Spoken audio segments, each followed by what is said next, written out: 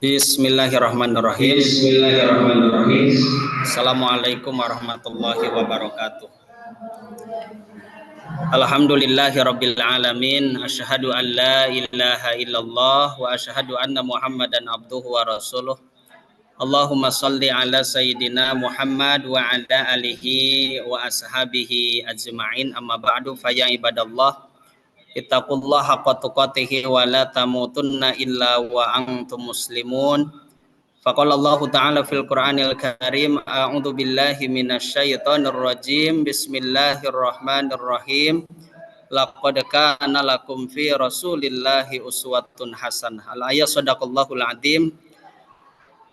Bapak dan Ibu yang alhamdulillah sama-sama hadir pada kesempatan yang berbahagia ini, bersyukur kepada Allah atas limpahan rahmat, karunia dan berkahnya, sehingga kita semua pada siang ini masih diberikan kesempatan oleh Allah Subhanahu wa Ta'ala untuk merasakan berbagai kenikmatannya, dan alhamdulillah kita bisa berkumpul dalam agenda kegiatan upgrading guru, karyawan, pengurus, pembimbing di lingkungan pesantren Yayasan Muhammadan Fatahillah, dan alhamdulillah dalam keadaan sehat walafiat. Alhamdulillah.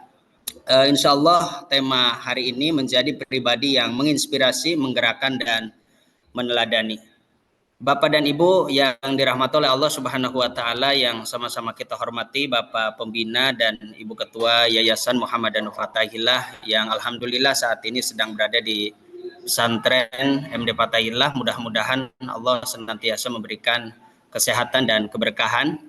Yang saya hormati Koordinator Pendidikan Bapak Dr. Andang Heri Yahya MPD yang alhamdulillah terima kasih banyak telah berkenan hadir dan insya Allah akan memberikan materi kepada kita semua. Yang saya hormati Bapak Haji Asep Yusuf Bunyamin SEFMM selaku pengawas pesantren Yayasan MD Fatahillah. Yang saya hormati pimpinan pesantren, yang saya hormati Kepala SMA ITM MD Fatahillah, yang saya hormati Bapak dan Ibu, guru, pembimbing, karyawan yang sama-sama hadir pada kesempatan yang berbahagia ini. Mudah-mudahan kita semua senantiasa ada dalam kesehatan dan keberkahan. Amin ya Allah, amin ya Rabbal alamin. Bapak dan Ibu, alhamdulillah hari ini kita bersyukur bisa berkumpul, dan ini merupakan agenda tahunan kita. Kemarin sebelum pembelajaran tahun ajaran baru dilaksanakan, kita pun mengadakan in-house training, bagaimana kita model pembelajaran atau metode pembelajaran sehingga pembelajaran itu bisa menarik dan mengasihkan. Namun waktu itu diikuti hanya oleh guru-guru, namun alhamdulillah hari ini kita bisa mengikuti semuanya ya, bukan hanya guru, karyawan, pembimbing, dan semuanya, sehingga ini mungkin nanti bagaimana kita mencintai pekerjaan kita sebagai guru, sebagai karyawan, dan mungkin saat ini sedang halodonya menuju halodo, kemungkinan tanamun pun harus disiram. Kadangkala kita pun selaku hamba-hamba Allah Subhanahu wa Ta'ala yang kadang keimanan kita yazid wa yanqus ya, kadang turun, kadang naik. Saya kira ini pun perlu disiram, dan insya Allah hari ini kita akan disiram ya, sehingga mungkin yang kurang semangat, yang kalau memang ada layu-layu nanti bisa kembali mekar ya. Baik Bapak dan Ibu yang dirahmati oleh Allah Subhanahu wa Ta'ala, untuk lebih berkah acara kita pada kesempatan siang yang berbahagia ini, alangkah baiknya kita dengarkan lantunan kalam ilahi yang insya Allah akan dilantunkan oleh Al-Ustadz Muhammad Ajam Siddiq Al-Hafiz. Mangga Kang Ustadz. Bismillahirrahmanirrahim. Assalamualaikum warahmatullahi wabarakatuh.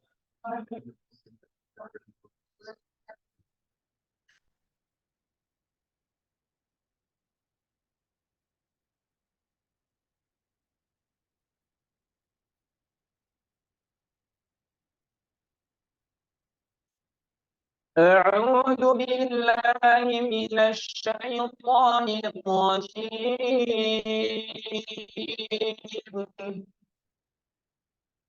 بسم الله الرحمن الرحيم.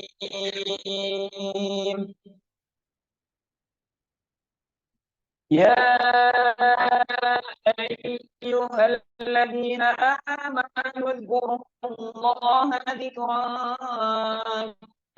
كثيرا وسبحوه بكرة وأصيلا. هو الذي يصلي عليكم وملائكته ليخرجكم من الظلمات إلى النور، من الظلمات إلى النور بإذن ربهم يا أيها الذين آمنوا اذكروا الله ذكرا كثيرا واستغفروه بكرة وأصيلا. هو الذي يصلي عليكم وملائكته ليخرجكم من الظلمات إلى النور وذاكرهم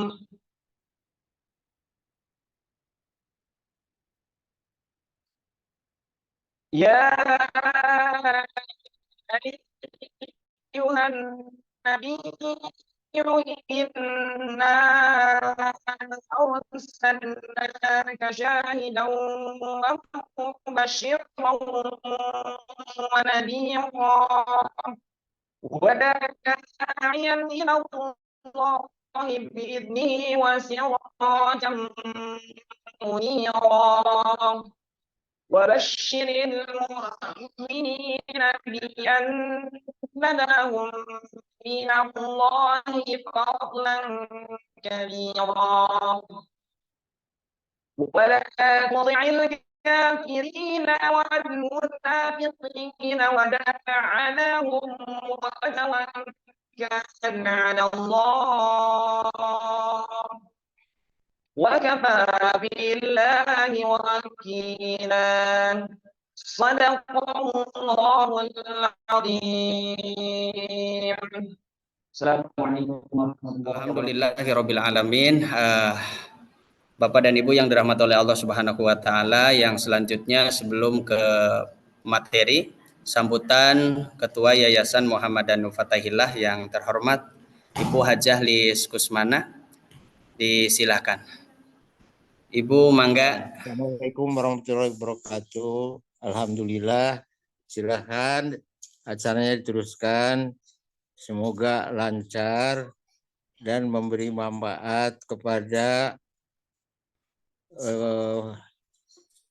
semua yang hadir dan juga untuk meningkatkan mutu pendidikan di pesantren dan sekolah Yayasan Muhammadanu Fatahillah. Billahi taufik wal hidayah. Wassalamualaikum warahmatullahi wabarakatuh. Waalaikumsalam warahmatullahi wabarakatuh. Bapak dan Ibu yang dirahmati oleh Allah Subhanahu wa taala, yang selanjutnya adalah materi. Insya Allah kirang langkung sajam ya Pak Bapak. Mangga waktu sa cekapna yang terhormat Koordinator Pendidikan Bapak Dr. Andang Heri Yahya MPD MPD, disilahkan untuk menyampaikan materinya. Bismillahirrahmanirrahim. Assalamualaikum warahmatullahi wabarakatuh.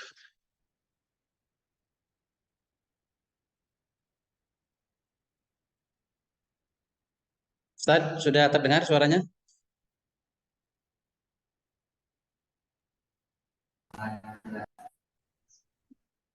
Sudah ya? Jelas sekali Pak Haji, silahkan. Bismillahirrahmanirrahim. Assalamualaikum warahmatullahi wabarakatuh. Alhamdulillahirabbil alamin wassalatu wassalamu ala asrofil anbiya'i wal mursalin wa ala alihi washabbihi ajmain.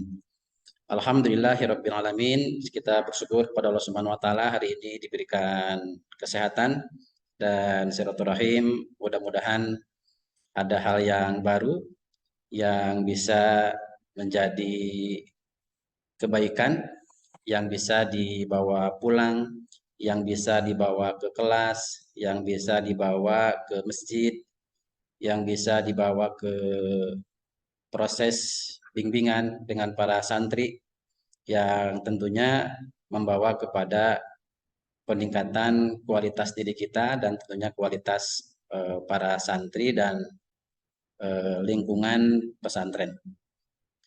Salawat dan salam kita sampaikan kepada Nabi besar kita Muhammad Shallallahu Alaihi Wasallam. Semuanya yang dirahmati Allah Subhanahu Wa Taala, terima kasih. Ini pertemuan yang harapannya sebagaimana tadi sudah disampaikan oleh pembina yayasan dan kemudian oleh kita semua, ada satu kebaikan yang terus mengalir. Tidak berhenti di jam ini saja, di ruangan ini saja, tapi terus mengalir dan membesar. Nah, upgrading ini hanya satu ininya ya, satu outputnya yaitu ada perbaikan. Jadi upgrading ini kalau kita lihat dari bahasa Indonesia itu adalah perbaikan. Nah, di dalam Islam kalau kita ingin lebih baik dari hari ini, kemudian ingin lebih baik dari yang sebelumnya, maka kunci pertama yang harus sama-sama kita lakukan adalah harus mengakui kesalahan. Ya, harus mengakui kesalahan, kemudian beristighfar, dan sekiranya prestasinya tidak tercapai, kinerjanya tidak tercapai, maka itu tidak hanya istighfar, tapi kita harus bertobat kepada Allah Subhanahu wa Ta'ala. Jadi upgrading ini adalah upaya untuk perbaikan kita semua secara kolektif. Dan kalau ada satu dua orang saja itu tidak bisa berjalan, tidak bisa berlari bersama-sama, maka ini akan menentukan kualitas secara kolektif. Jadi saya ulang lagi ya, bahwa syarat perbaikan ini kita harus bisa mengakui kesalahan. Kemudian diiringi dengan istighfar, astagfirullahaladzim, kemudian Allahumma anta rabbi la ilaha illa anta khalaqtani wa ana abduka wa ana ala ahdika wa wa'dika mastata'tu a'udzubika min syarri ma sana'tu abu laka bi ni'matika alayya wa abu bidambi faghfirli fa innahu la yaghfirudz dzunuba illa anta. Itu syarat upgrading, syarat perbaikan. Ya, Allah Subhanahu wa taala tidak menerima evaluasi kita, tidak menerima istighfar kita, tidak menerima tobat kita kalau kita tidak mengakui kesalahan. Sebelum mengakui kesalahan, kita harus pintar-pintar membaca, mengidentifikasi kira-kira kesalahan saya apa. Kira-kira dosa saya apa? Kira-kira kezaliman saya ini apa? Kemudian direnungkan, dipikir-pikir, syukur-syukur bisa dibantu sama teman sejawat. Kalau di samping kiri teman kita ada orang lain, itu boleh membantu. Kira-kira apa kekurangan saya, kelemahan saya, keterbatasan saya, kemudian kesalahan-kesalahan saya. Kalau di dalam organisasi itu dibantu dengan SOP, dibantu dengan sistem. Jadi sistem itu adalah alat bantu atau instrumen untuk melihat sejauh mana kesalahan yang sudah dilakukan. Selain juga untuk melihat prestasi yang sudah dilakukan. Jadi dua-duanya ya. Tapi karena kita ingin upgrading, maka jika berkenan kesampingkan dulu prestasi yang sudah dicapai oleh semua guru, semua pembimbing, semua tenaga kependidikan yang ada di pesantren. Sekarang kita konsentrasi kepada kelemahan kita, kesalahan kita, ya. dosa yang pernah kita lakukan. Dosa ini yang paling susah untuk dihapus adalah dosa kepada sesama manusia, dosa kepada organisasi. Jadi kalau dosa kepada Allah, kalau kita serius memohon ampun, kemudian berulang, setiap waktu kita berulang mohon ampun, insya Allah Allah akan mengampuni. Tapi kalau dosa kepada organisasi, dosa kepada pimpinan, pimpinan kepada bawahan, kemudian dosa sesama kita manusia, itu maka harus dituntaskan dulu. Dan ini tidak bisa basa-basi seperti lebaran ya, mohon maaf lahir batin gitu ya, nggak bisa. Jadi harus jelas kesalahannya apa. Ya, saya punya salah sama si A. Apa kesalahannya? Sampaikan. Sampai yang bersangkutan memaafkan. Itulah beratnya kita punya dosa, punya kesalahan kepada orang lain. Apalagi kepada orang banyak. Ya. Baik, sepakat ya bahwa syarat upgrading ini kita harus berani mengakui kesalahan. Syukur-syukur nanti disampaikan kepada pimpinan. Mohon maaf, saya selama 1 tahun ini jarang hadir misalnya. Mohon maaf, selama 1 tahun ini saya kalau ngajar kurang begitu optimal. Mohon maaf. Jadi disampaikan kesalahan-kesalahan itu. Agar kemudian kita diberikan kemudahan oleh Allah Subhanahu wa taala untuk melakukan proses perbaikan. Tidak ada perbaikan tanpa ada mengakui kesalahan. Nah, maka silahkan ditulis dalam hati masing-masing apa kesalahan yang pernah diperbuat, apa kesalahan dan dosa yang pernah dilakukan. Direnungkan saja, ya, boleh ditulis dalam sebuah kertas, boleh disimpan di dalam pikiran sanubari yang paling dalam. Kalau kita ingin melakukan perbaikan, maka ini harus menjadi langkah pertama kita. Baik, kita awali dengan satu pertanyaan renungan, refleksi perjalanan hidup kita. Kalau saya bertanya kepada Ibu Nia, ada Ibu Nia di sini?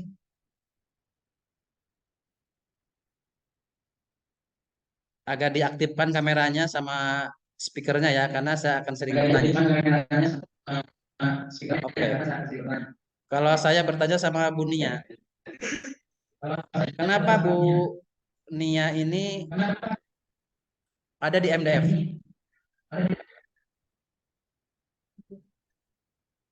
Takdir. Takdir ya. Atau saya balik, kenapa Bu Nia lahir ke muka bumi? Kenapa Bu Nia dilahirkan ke muka bumi ini? Ini kita akan memotret perjalanan kehidupan. Kenapa Bu Nia dilahirkan ke muka bumi?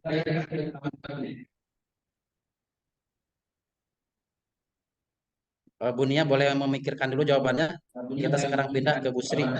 Bu Sri, apa kabar Bu Sri? Bu Sri udah ada. Oh baik. Ibu siapa tuh?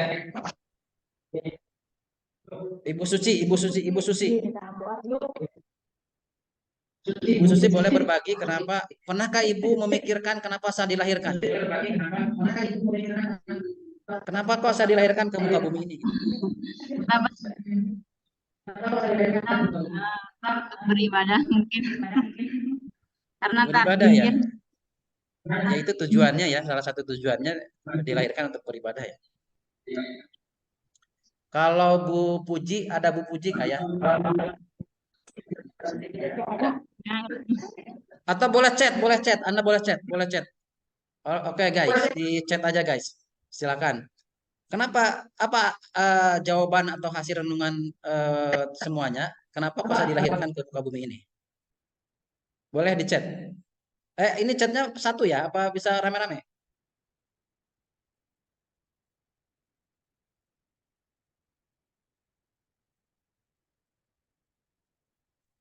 Oke lah kalau begitu. Kelihatannya ini karena rame-rame ya. Oke, coba kita sekarang refleksikan diri ya. Kenapa sih saya dilahirkan oleh Allah Subhanahu wa taala ke muka bumi ini? Kenapa saya Komar lahir ke muka bumi? Kenapa Bu Puji lahir ke muka bumi, kenapa Pak Ruli lahir ke muka bumi, Ustadz Aep lahir juga ke muka bumi, kenapa ya sampai Allah itu menurunkan kita? Ini sama persis jawabannya kenapa sekarang saya menjadi narasumber. Kenapa?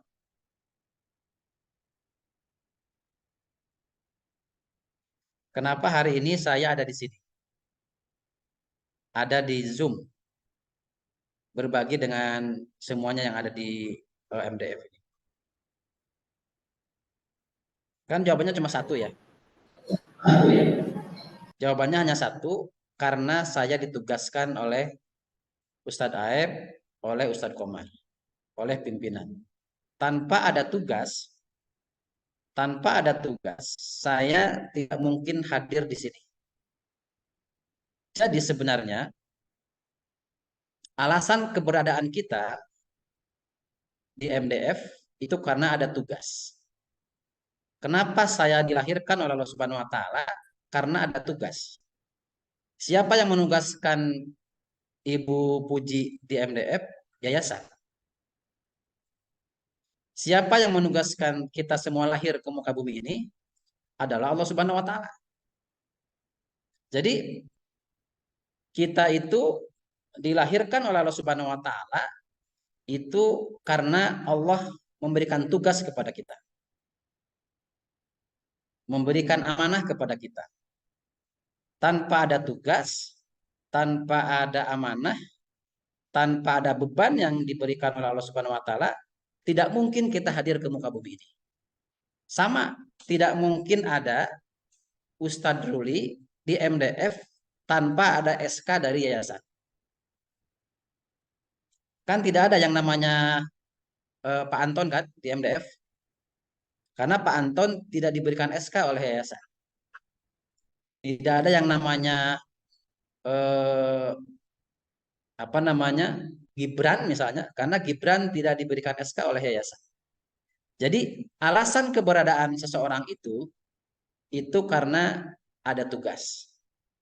Nah, kalau kita melihat Al-Quran di dalam surah Al-Balad ayat keempat, Allah Subhanahu wa taala berfirman, laqad khalaqnal insana fi kabad.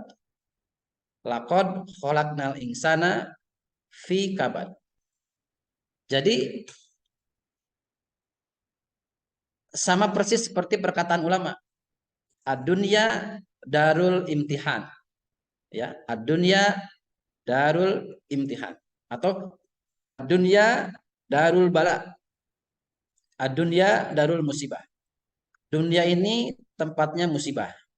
Dunia ini tempatnya masalah. Sama dengan Al-Balad ayat keempat. Laqad khalaqnal insana fi kabad. Jadi siapapun, termasuk para nabi, orang-orang solih, orang-orang beriman, kita semua itu akan dihadapkan oleh Allah Subhanahu wa taala dengan namanya masalah, dengan namanya kesulitan, dengan namanya kepahitan, dengan namanya kesempitan. Begitulah fitrah manusia dilahirkan. Laqad khalaqnal insana fi kabad. Sesungguhnya Allah Subhanahu wa taala itu menciptakan kita manusia itu dalam keadaan susah payah. Ya, dalam keadaan bermasalah. Dan ini juga sejalan dengan ayat berikutnya. Wa min kulli syai'in khalaqna zaujaini la'allakum tadakkarun. Ini kalau nggak salah surah apa ya? Surah apa ini? Wa min kulli syai'in khalaqna zaujaini la'allakum tadakkarun. Kalau nggak salah surah Az-Zariyat. Az-Zariyat. Ya, surah Az-Zariyat. Betul Ustaz, surah Az-Zariyat. Jadi memang dunia ini tempatnya musibah, tempatnya bala, tempatnya cobaan. Tempatnya musibah. Ya. Dalam ayat ini wa min kulli syai'in khalaqna zaujaini ini adalah bahwa dunia ini berpasang-pasangan, ada sakit, ada sehat. Ada lapang, ada sempit, ada bersih, ada kotor. Ada mumet, ada lega. Coba kalau tidak ada berantakan. Nggak ada kata indah. Kalau tidak ada kata sakit, tidak ada kata sehat. Apa kabar hari ini? Kita nggak punya jawaban. Dan mungkin pertanyaannya juga nggak relevan. Karena bingung jawabannya apa. Kita menjawab sehat tuh karena ada sakit. Kita menjawab sakit karena ada sehat. Begitulah hukum kehidupan yang sudah Allah ciptakan. Wa min kulli syai'in khalaqna zaujaini la'alakum tadakkarun. Jadi dunia ini adalah tempatnya musibah dan kita ya semua yang ada di ruangan ini itu akan berhadapan dengan masalah. Baik masalah pribadi maupun masalah organisasi atau masalah orang lain. Dan dahsyat sekali bagaimana apresiasi Allah Subhanahu wa taala kepada orang yang bisa menuntaskan masalah. Apalagi menuntaskan masalah orang lain. Ya, kalau penduduk Indonesia ini ada 200 juta, bisa dituntaskan masalahnya oleh seorang presiden, maka presiden ini pertama kali akan mendapatkan surga. Begitulah kata Allah Subhanahu wa taala, pemimpin yang adil itu yang pertama kali mendapatkan naungan nanti di yaumil akhir. Ya, jangankan menolong 200 juta orang, menolong satu orang. Teman-teman kan semuanya yang ada di sini pernah dengar hadisnya, ceritanya. Ada seorang pelacur yang kemudian bertobat kepada Allah Subhanahu wa taala, kemudian tidak lama menyelesaikan masalah seekor anjing. Anjing ini punya masalah kehausan, ingin minum. Kemudian ditolong sama mantan pelacur yang belum banyak berbuat amal soleh. Kemudian dengan hati yang tulus, kemudian dengan niat ingin memberikan solusi kepada anjing itu akan anjing itu tidak mati, kemudian diberikan air, kan Allah kemudian mengatakan bahwa ini adalah ahli surga. Baru menolong seekor anjing. Bagaimana kalau kita memberikan pertolongan atau mengurai, membantu masalah satu orang, dua orang, atau orang banyak. Ya, dan kita pun kalau membaca zikir pagi dan petang sebenarnya juga meminta masalah. Cuma masalahnya masalah yang bisa kita selesaikan, masalah yang ringan. La yukallifullahu nafsan illa wus'aha laha ma kasabat wa 'alaiha ma iktasabat. Rabbana la tu'akhidna in nasina aw akhtana.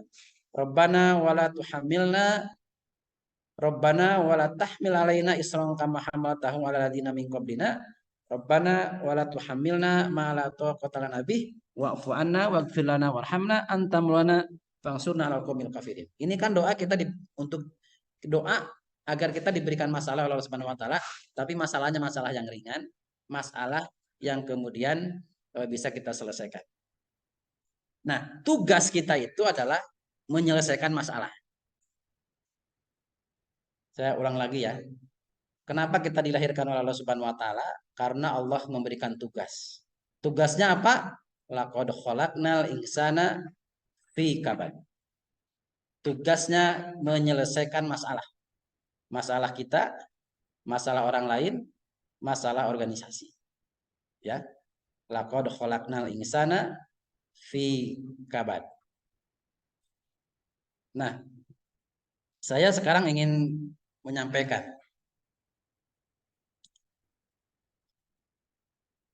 ciri ya atau dasar seseorang diberikan tugas. Pertama, kenapa Pak Ruli ya, Pak Komar, Pak Aep dan seluruh yang ada di ruangan ini diberikan tugas oleh yayasan? Karena punya kompetensi. Intelektualnya bagus, mencukupi, emosionalnya bagus, spiritualitas kuasanya juga bagus. Ya. Jadi orang yang diberikan tugas itu adalah orang yang punya kemampuan. Tidak mungkin orang yang tidak punya kemampuan itu diberikan tugas. Tarik kepada tugas kita di muka bumi. Begitu juga dengan Allah Subhanahu wa taala menugaskan kita hidup ke muka bumi ini kalau kita tidak punya kemampuan. Maka sebenarnya ketika kita membacakan zikir la yukallifullahu nafsan illa wus'aha itu, yang diuji itu sebenarnya bukan kemampuan, tapi kemauan. Kalau kemampuan, Allah tidak akan memberikan beban yang melebihi kemampuan kita. Ya, artinya kita akan mampu melewati ujian itu, tapi mau apa tidak. Yang kedua diberikan fasilitas. Ya, jadi kalau saya sebagai seorang dokter praktek itu kan diberikan fasilitas ya, diberikan fasilitas apa tuh kalau ingin memeriksa pasien itu namanya Ustaz Ruli, yang di telinga ini namanya apa tuh? Ada yang tahu nggak?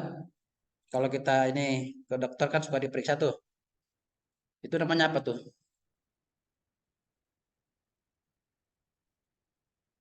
Stetoskop namanya ya. Jadi iya, itu diberikan fasilitas. Stetoskop. Ya, stetoskop kan. Kita kan sering tuh atau pakai apa tuh namanya alat untuk tensi gitu ya.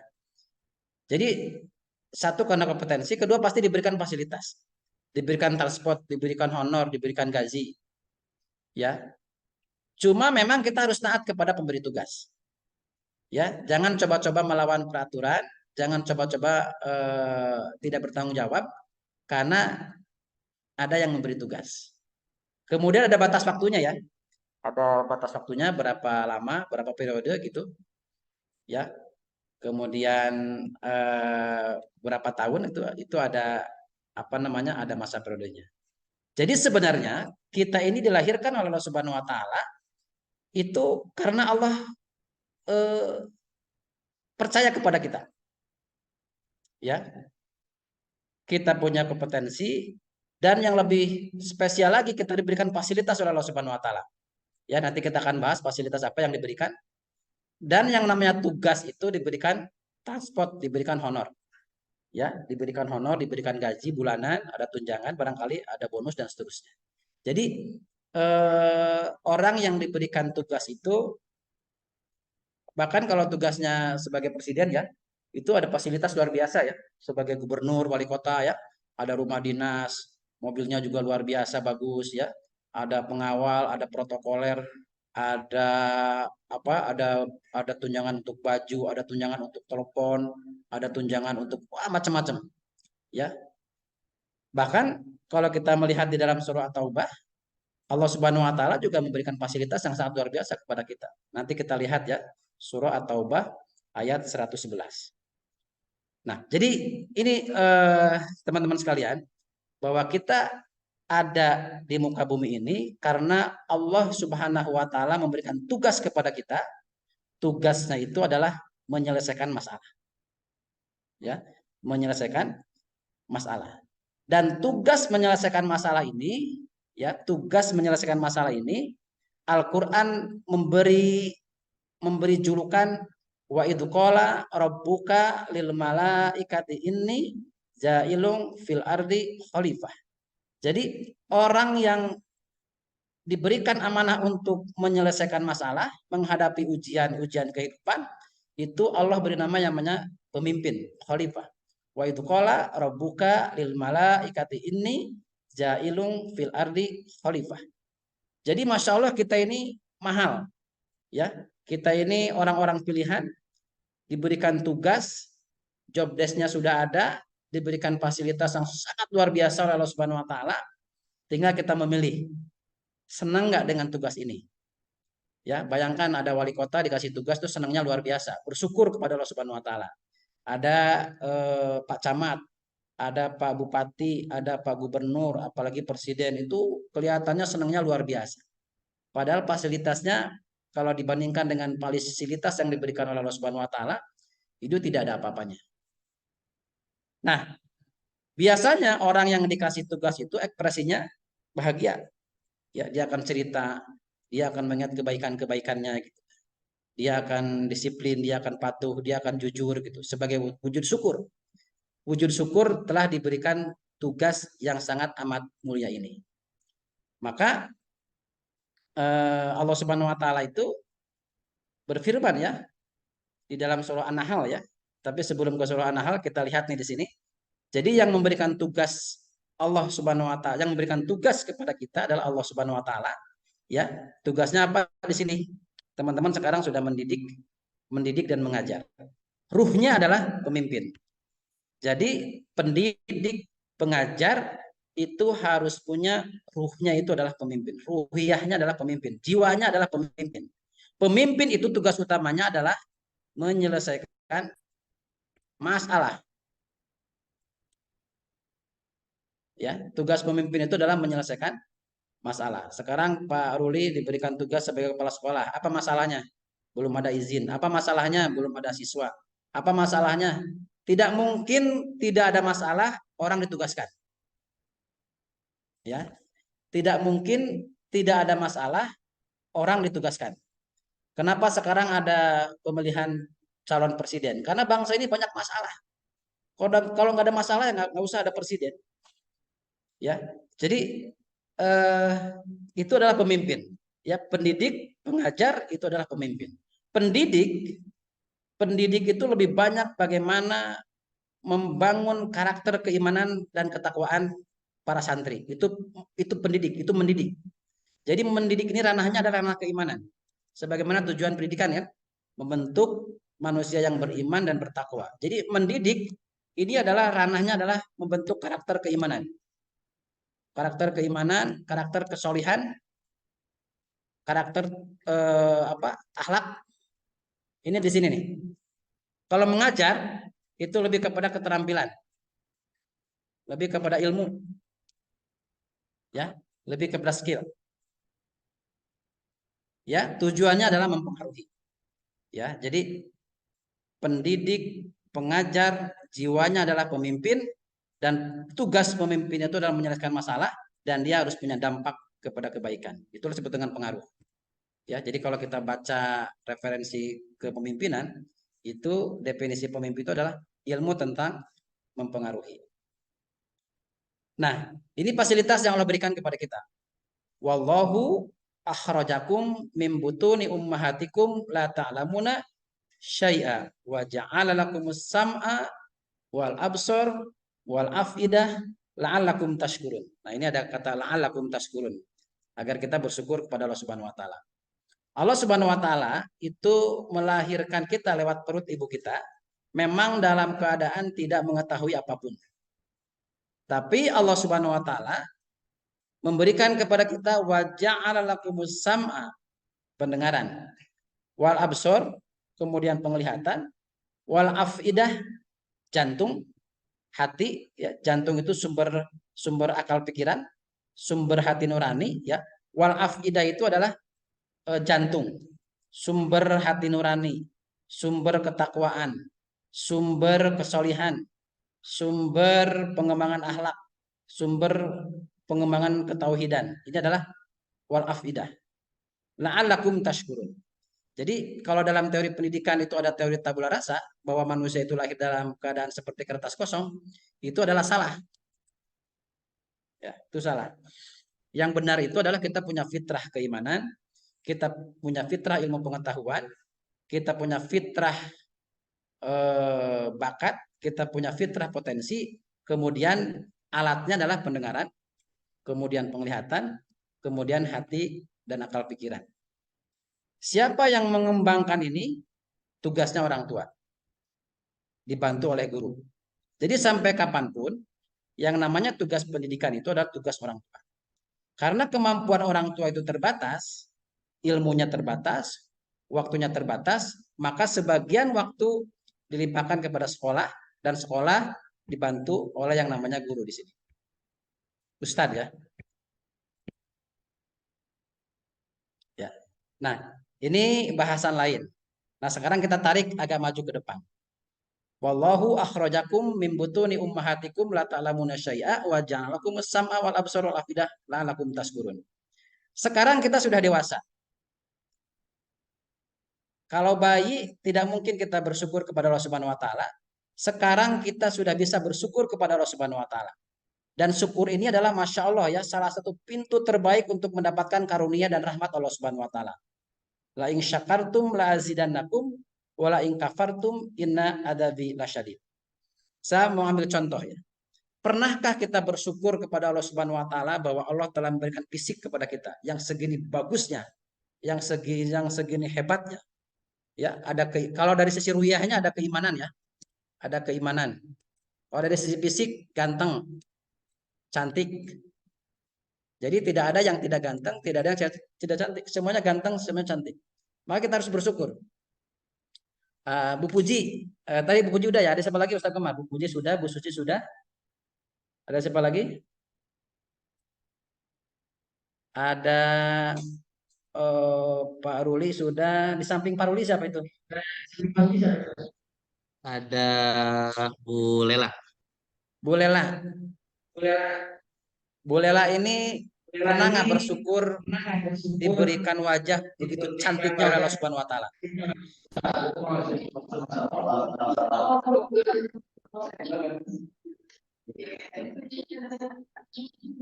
Ya, atau kita semua lah ya. Jangan kita belum bersyukur kepada Allah Subhanahu Wa Taala diberikan kemudahan, ya, kemudian diberikan wajah segitu cantiknya, segitu gantengnya, ya, jangan-jangan memang kita belum bersyukur kepada Allah Subhanahu Wa Taala. Ya, dan ini tentu sangat tidak baik ya. Maka ketika bercermin kan ada doanya ya.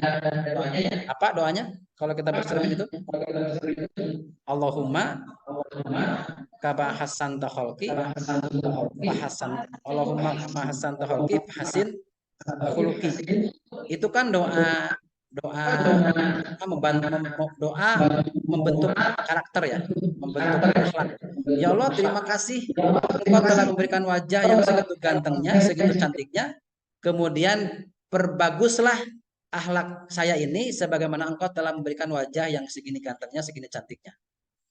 Saya tanya kepada teman-teman sekalian, ekspresi orang yang bahagia itu bersyukur apa yang paling tinggi?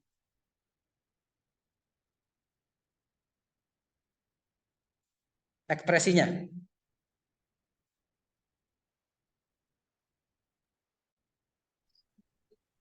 Ekspresi orang menangis kan?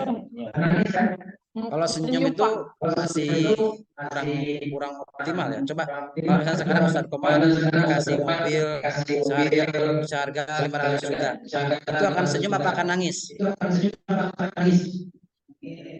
Nangis ya. Masya Allah, terima kasih saya telah diberikan kendaraan, telah diberikan rumah. Itu senang banget. Nah, ini Allah Subhanahu Wa Taala memberikan kita pendengaran, penglihatan, dan yang paling mahal itu adalah memberikan fitrah keimanan. Ya, fitrah keimanan yang harganya memang tidak bisa dibeli kecuali oleh Allah Subhanahu Wa Taala. Saking mahalnya. Ya, kita bisa merujuk kepada surah Al Imran ayat 91. Innalladzina kafaru wa matu wa hum kuffar fala yuqbala min ahadihim mil'ul ardi dahabu wa la yuftadabi ulaika lahum adzabun alim wa manahum minasyirin. Jadi ini harus kita syukurin. Ya, harus kita syukuri. Nah, syukur yang paling rendah ini, kita mengucapkan alhamdulillahirabbil alamin sambil meneteskan air mata tuh. Ya Allah, terima kasih. Terima kasih saya telah beriman, setelah diberikan pendengaran, saya telah diberikan penglihatan, saya telah diberikan hati, akal, pikiran gitu ya. Itu paling tidak kita ringan melakukan amal hati ini, alhamdulillahirabbil alamin, tangan masih bisa bergerak. Ya, bangun tidur mata masih bisa melihat. Bangun tidur kaki masih bisa berjalan. Alhamdulillahirabbil alamin, alhamdulillahirabbil alamin, alhamdulillahirabbil alamin. Itu syukur yang level pertama. Ya, level kedua, level ketiga tentu nanti akan kita bahas ya. Nah, ini fasilitas ya. Wallahu akhrajakum min butuni ummahatikum la ta'lamuna syai'a wa ja'ala lakumus sam'a wal absar wal afidah la'allakum tashkurun. Nah, sekarang kita sudah melewati usia ini ya. Ini usia secara psikologi tugas perkembangan manusia ya. Secara psikologi ini kita sudah melewati ini nih di sini. Kita sekarang ada di mana? Ada yang di sini ya. Ada yang di sini, ada yang di sini nih. Umur 25 sampai 26 tahun. 27 sampai 39 tahun. Ada di sini. Nah, dari perspektif psikologi, orang yang sudah umur 25 sampai 26 tahun ini harus menikah. Ya. Menikah itu sebenarnya sekolah untuk meningkatkan emotional quotient, spiritual quotient, sama emotional quotient. Ya. Ini menikah. Kalau ini 25 26. Ini mungkin ya kita ada di sini ya. Nah, ada di sini nih. Kalau saya sudah di sini nih. Udah di sini nih. Udah di sini nih. Harusnya tugas perkembangannya usia 40 tahun itu adalah lebih matang emosionalnya. lebih matang spiritualitasnya. Ruhiyahnya itu sudah hidup ya. Sudah dekat kepada Allah Subhanahu wa taala. Ya, sudah bagus komunikasinya dengan Allah Subhanahu wa taala. Umur 27 sampai 39 ini adalah mengumpulkan amal solih. Ya, menabung amal kebaikan. Menabung amal kebaikan, menabung amal soleh, menabung keikhlasan, memperbanyak kesabaran, diperbanyak lagi stok syukurnya, stok sabarnya, agar ketika masuk di usia 40 tahun, ini nanti ada di Al-Quran usia 40 tahun, kita bisa matang ya emosionalnya, bisa matang spiritualitasnya. Semakin dekat dengan Allah Subhanahu wa taala, semakin yakin bahwa kita akan kembali kepada Allah Subhanahu wa taala. Apalagi yang 50 tahun. Apalagi yang sudah sampai 60 tahun, 70 tahun sampai 90 tahun ya. Ini dalam perspektif psikologi dibahas ya perkembangan usia manusia ini. Nah, kita kembali kepada tugas. Kalau ya, kalau kita memanfaatkan potensi pendengaran, penglihatan dan hati yang sudah Allah berikan kepada kita, dioptimalkan dengan baik, maka kita bisa melewati tahapan perkembangan ini dengan sempurna. Dan Masya Allah ya, ada satu hadis yang sangat indah sekali, bagaimana balasan Allah Subhanahu wa taala kepada orang yang sukses melaksanakan tugas yang diberikan Allah Subhanahu wa taala. Ada apresiasi orang yang sudah berumur 40 tahun itu dikasih apresiasi sama Allah Subhanahu wa taala, dikasih pahala, dikasih kebaikan. Yang 50 tahun, yang 60 tahun, yang 70 tahun, yang 80 tahun, yang 90 tahun itu dikasih pahala, dikasih kebaikan oleh Allah Subhanahu wa taala ketika kerjanya di muka bumi ini itu serius, profesional dan kemudian penuh dengan tanggung jawab. Jadi teorinya itu sama persis seperti teori kita bekerja. Orang semakin lama bekerja, baik, solih, tambah bertanggung jawab, tambah berdedikasi, tambah disiplin, tambah tambah integritasnya semakin bagus, itu akan dikasih apresiasi oleh pimpinan luar biasa juga. Ya, tapi sebaliknya, semakin lama bekerja tapi tidak memperlihatkan kesungguhan, tidak memperlihatkan keseriusan, mau ngasih gaji bulanan aja malas gitu. Gimana ya? Malas gitu pimpinan itu untuk ngasih gaji bulanan karena memang gak ada kinerjanya.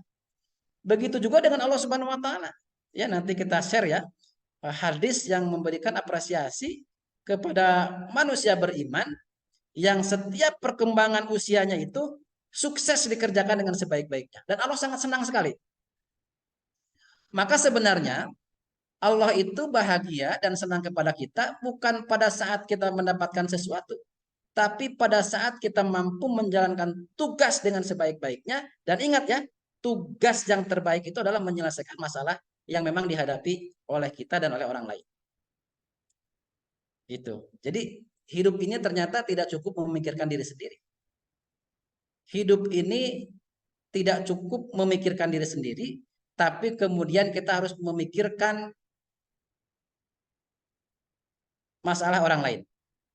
Kemudian kita harus mampu membantu dan kemudian mengembangkannya. Nah, apa yang harus kita lakukan di usia 27 sampai 39 tahun ini? Ada di sini kan Ustadz Komar semuanya teman-teman ya, guru-guru usianya ada di sini ya.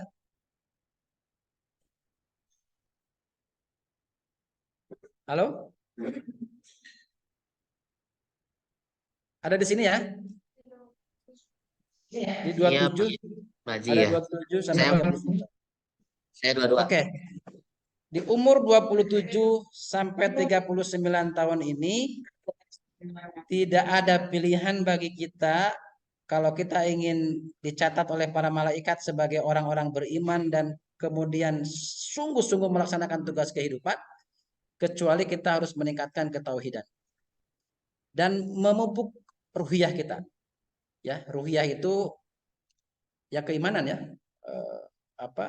Karena perkembangan manusia secara fisik sudah tuntas. Ya. Motorik halus, motorik kasar itu di umur 27-39 rata-rata sudah tuntas. Yang belum tuntas itu adalah perkembangan ruhiyah. Ya, perkembangan ruhiyah. Ya, maka sebenarnya kalau kita membaca ayat Al-Quran dan hadis, bagi yang sudah menikah 27 sampai 39 tahun, itu tidak ada perintah untuk menyayangi anaknya. Karena Allah Subhanahu wa taala telah menganugerahkan rasa kasih sayang orang tua kepada anak. Jadi kalau ada orang tua yang mencintai anaknya, itu mah biasa, bukan prestasi. Ya. Kemudian disayangi anaknya, itu biasa, dan tidak ada perintah dari Nabi, dari Allah untuk mencintai, menyayangi anak. Yang ada itu adalah perintah untuk mendidik. Ini adalah ruhiyah, perintah untuk mendidik. Ya. Jadi seorang guru kepada murid kalau hanya menyayangi itu gampang. Seorang orang tua kepada anak menyayangi itu gampang. Seorang guru, seorang ustadz menyayangi anak murid, mencintai murid itu gampang. Yang sulit adalah, bukan sulit, yang menjadi perintah Allah Subhanahu wa taala adalah mendidik. Ini ranah ruhiyah. Ya, jadi perintahnya itu adalah perintah mendidik, bukan perintah menyayangi. Nah, beda dengan anak. Kalau perintah Allah kepada anak itu berbakti kepada orang tua, mencintai orang tua, kemudian menyayangi orang tua, gitu ya. Tapi kalau orang tua itu perintahnya adalah mendidik, menghidupkan ruhiyahnya, mengoptimalkan, menjaga fitrah keimanannya agar mengenal kebesaran Allah Subhanahu wa taala, agar mengenal kebaikan-kebaikan Allah Subhanahu wa taala. Jadi umur 27 39 tahun itu adalah masa-masa di mana kita harus membangun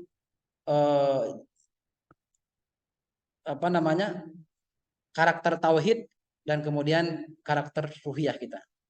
Maka pesantren ini alhamdulillah ada Al-Qur'an, ada majlis taklim, ada kajian-kajian, ada seperti ini, ada Asmaul Husna, itu dalam rangka ini. Ya. Kemudian yang kedua, di usia 27-39 tahun ini adalah kita harus sudah mampu di awal ini ada satu karakter yang bisa menjadi teladan. Minimal satu. Jadi ketika saya mendengar Ustadz Komar, saya langsung, oh Ustadz Komar itu mau capek. Nah itu berarti ada satu keunggulan di atas rata-rata yang lain. Oh Ustadz Komar itu mau capek. Itu udah bagus. Oh Ustadz Aib ini ternyata Masya Allah ya, bisa mendidik anak-anak santri dengan penuh kasih sayang. Nah itu harus punya di usia 27-39 tahun. Kemudian pada aspek lainnya itu memiliki keterampilan untuk membantu bahwa kita harus hidup, ya harus bekerja, harus kemudian menafkahi dan seterusnya. Kemudian harus punya kreativitas, apalagi sekarang zaman digital ya. Tanpa punya kreativitas, maka kita akan sulit untuk bisa bersaing dengan orang lain. Kreativitas ini sebenarnya kemampuan membaca, ya, kemampuan membaca, ikro, ya. Maka orang bisnis ini sering mengatakan kreativitas, padahal sebenarnya ini adalah kecerdasan ya. Jadi kreativitas itu cirinya orang lain belum memikirkan, kita sudah melakukan. Orang lain belum memikirkan, kita sudah berbuat. Orang lain belum berbuat, kita sudah jauh melakukan. Itu orang yang punya kreativitas. Maka di dalam penelitian-penelitian jurnal modern, perusahaan yang akan berkembang maju itu termasuk pesantren, sekolah, yang akan maju itu adalah mereka yang para gurunya ini memiliki kreativitas. Di mana sekolah lain belum memikirkan sesuatu, kita sudah memikirkannya. Sekolah lain itu belum melakukannya, kita sudah melakukannya. Itu namanya kreativitas. Kalau nggak gitu namanya bukan kreatif. Ya, ini penting di usia ini. Kenapa? Agar ketika kita masuk di usia 40 tahun, kita sampai kepada keinginan Allah Subhanahu wa taala. Allah Subhanahu wa taala itu punya keinginan kepada kita, punya harapan kepada kita. Ketika usia 40 tahun, kita harus sampai kepada doa ini. Dan doanya sudah hafal saya kira. Rabbi auzi'ni an ashkura nikmatakallati an'amta alayya wa ala walidayya wa an a'mala sholihan tardahu wa aslih li fi dzurriyyati inni tubtu ilaika wa inni minal muslimin. Doa ini harus dari sekarang dihafalkan, bahkan harus dari dulu. dihafalkan, didawamkan, dibaca berulang-ulang. Namanya doa itu diulang-ulang dibaca, habis sholat.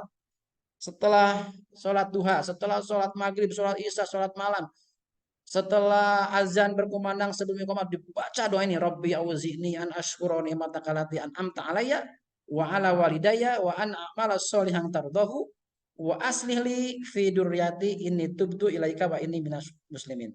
Inilah harapan kita, harapan Allah Subhanahu wa taala kepada kita di usia 40 tahun.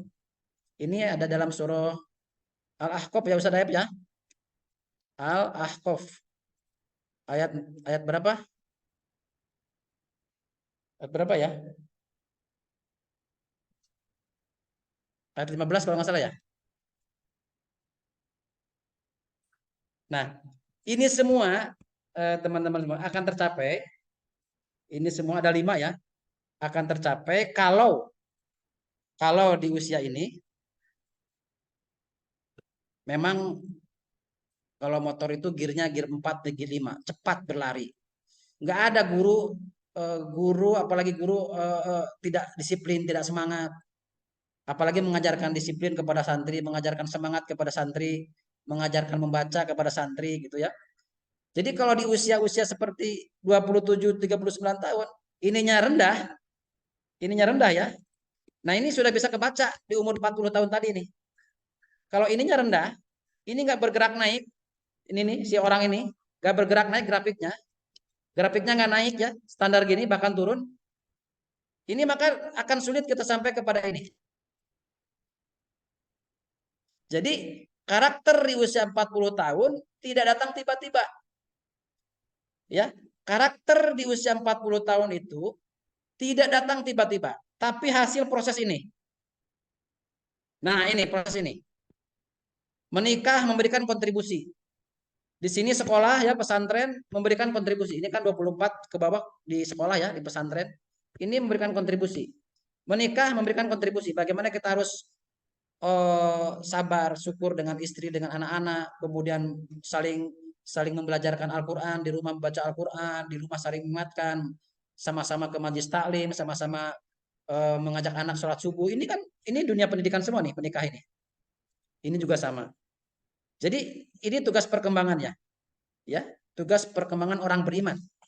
Nah, kalau ini dilakukan, maka insya Allah di usia 40 tahun kita akan sukses. Suksesnya itu adalah kita hidup sama sekali tidak terpengaruh oleh pujian dan hinaan orang lain. Ini usia 40 tahun. Syukur, amal soleh, kebaikan yang mengalir, taubat, berserah diri. Kalau dirangkum dalam satu kalimat, dia tidak terpengaruh oleh sifat buruk, oleh lingkungan buruk yang ada di sekitarnya. Dia sudah amat yakin bahwa yang mengendalikan hidupnya adalah dia sendiri. Ya, maka luar biasa ya kalau kemudian kita semua yang ada di MDF ini berlatih bersama-sama, saling mengingatkan, ya, membaca Al-Quran bersama-sama, terjemahannya, tafsirnya, tadaburnya gitu ya, sering ditradisikan gitu. Ini maka mental-mental seperti ini akan kemudian hadir. Ya. Makanya kenapa Anda mau jadi guru di MDF? Oh, di MDF itu luar biasa, lingkungan tauhidnya bagus, ruhiyahnya hidup, keteladannya luar biasa. Ya, ini akan mengundang orang-orang hebat ingin jadi guru di MDF. Mengundang orang tua yang ingin anaknya soleh, ingin ke MDF. Mengundang para tokoh-tokoh ingin memberikan kontribusi kepada MDF. Mengundang para donatur datang ke MDF. Ya, kalau ininya hidup. Gitu ya. Apalagi ketika sudah berjalan lama 40 tahun, ya, sekarang misalnya pada 27. Nah, ketika sekolah nanti sudah naik berjalan lagi, pada senior usianya sudah pada 40 tahun, maka sekolah ini akan jauh lebih berkembang lagi.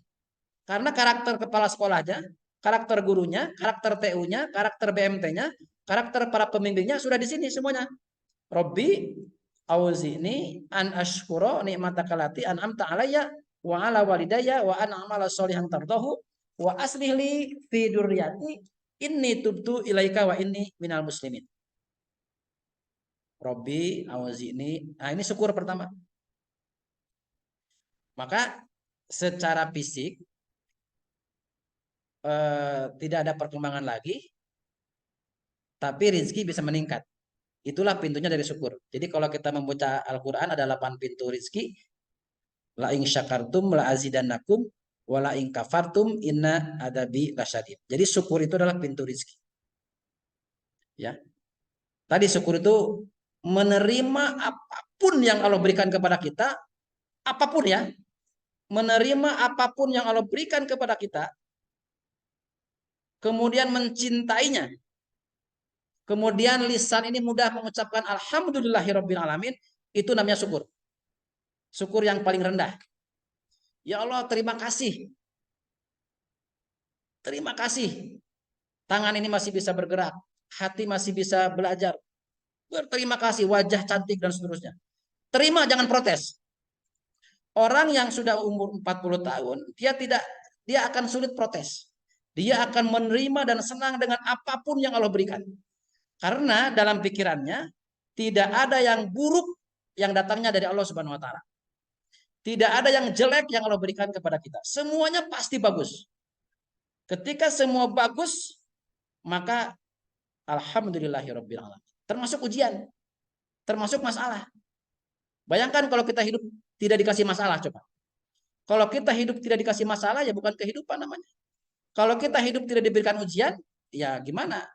Orang yang tidak diberikan ujian itu yang tidak sekolah. Preman-preman kan tidak diberikan ujian, tidak diberikan ujian di sekolah. Ya. Jadi syukur itu adalah menerima apapun yang Allah berikan. Mencintainya, tidak protes, yakin itu semua yang terbaik. Yakin kalau itu musibah bisa menggugurkan dosa. Kalau itu musibah pasti bisa menggugurkan dosa. Kalau itu masalah yang berat pasti bisa ditolong oleh Allah Subhanahu wa taala.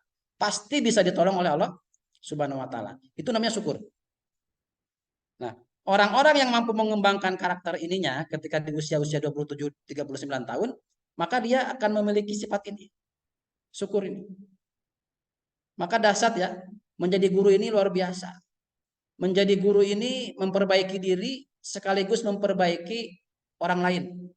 Memperbaiki diri sekaligus membantu santri, membantu murid. Dan di usia 40 tahun ini, Anda tidak memikirkan diri sendiri. Ya, tidak memikirkan diri sendiri. Ada keteladanan yang kemudian harus menular kepada orang lain. Usia 40 tahun nanti, itu tidak memikirkan diri sendiri. Doanya tidak hanya untuk diri sendiri, tapi dia sudah memikirkan orang lain. Dia mau capek untuk orang lain. Dia mau capek untuk peserta didiknya. Dia mau capek untuk membantu santrinya. Ya, itu namanya kebaikan yang mengalir. Ingin terus kebaikan kita tuh terasa manfaatnya oleh orang lain. Kemudian amal solehnya itu menjadi akhlak, menjadi wataknya. Kenapa? Karena amal solehnya itu dia diperuntukkan hanya untuk Allah Subhanahu wa taala. Karena kalau di usia-usia ini ya, ini masih belajar nih, di usia ini masih belajar nih. 25, 26 masih belajar. Kadang-kadang berbuat baiknya itu, bekerjanya itu, disiplinnya itu hanya untuk dilihat oleh orang lain. Hanya untuk dilihat pimpinan agar mudah naik karirnya. Dilihat tetangga agar saya kelihatan menjadi orang soleh. Ketika sedekah ya siapa tahu saya dicap sebagai orang dermawan. Itu wajar di usia-usia 25 sampai 39 tahun. Ya. Jadi amal solehnya itu banyak kepentingannya. Kepentingan karir, kepentingan citra diri, pencitraan ya. Kepentingan reputasi gitu. Tapi ketika sudah 40 tahun, ini kita amal solehnya hanya untuk Allah Subhanahu wa taala nih. Mana nih kalimatnya di sini? Amal solihan tardahu, amal soleh yang diridhoi oleh Allah Subhanahu wa taala. Berarti kan hanya untuk Allah Subhanahu wa taala. Kemudian taubat. Taubat ini adalah sebenarnya konsentrasinya adalah bagaimana mendapatkan ampunan Allah Subhanahu wa taala. Kemudian ujung dari taubat ini apa? Ada yang tahu nggak? Ujung taubat ini adalah upgrading tadi itu. Ujung dari taubat ini adalah perbaikan. Ya, jadi kalau ada orang bertobat kemudian mengakui kesalahan tanpa ada perbaikan setelah itu, maka tobatnya belum berhasil. Nah, orang yang usia 40 tahun itu orientasinya adalah kebaikan. Tidak ingin punya masalah dengan orang lain. Tidak ingin punya masalah dengan guru yang lain. Ya, jadi orientasi itu adalah perbaikan. Bagaimana saya memperbaiki hubungan saya dengan bu guru ini. Bagaimana saya punya teman baik, hubungannya semakin baik, semakin hangat, semakin akrab. Adanya saya semakin dirasakan manfaatnya oleh guru yang lain, oleh sekolah gitu ya. Itu namanya dampak dari taubat. Jadi kenapa Allah Subhanahu wa taala sampai menerima orang yang bertobat itu dimuliakan oleh Allah Subhanahu wa taala, tidak hanya diterima ya orang. Kalau tobatnya diterima Allah Subhanahu wa taala, tidak hanya diampunin tapi orang tobat itu dimuliakan oleh Allah Subhanahu wa taala. Kenapa? Karena orang tobat itu ujungnya pasti perbaikan. Ujungnya pasti perbaikan. Dan yang terakhir adalah berserah diri kepada Allah Subhanahu wa taala. Wa ana minal muslimin. Semakin bangga dia punya Allah Subhanahu wa taala. Semakin bangga dia punya agama Islam, semakin bangga dia punya nabi, semakin bangga dia punya Al-Qur'an, semakin yakin berserah diri sepenuhnya kepada Allah Subhanahu wa taala. Itulah wa inni minal muslimin.